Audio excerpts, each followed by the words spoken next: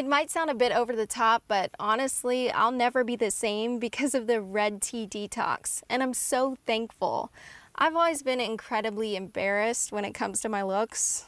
I wasn't ugly per se, but I was never able to lose the extra weight around my stubborn areas. You know, the butt, belly, and thighs.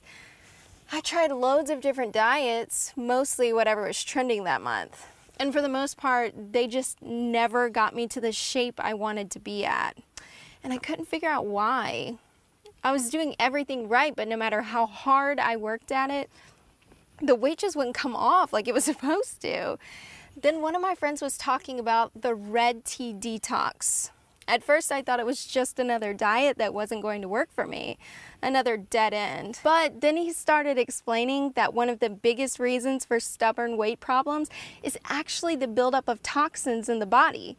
And beyond that, the fastest and best way of losing weight is by fully removing those toxins with a mysterious voodoo tea found deep in the heart of Africa.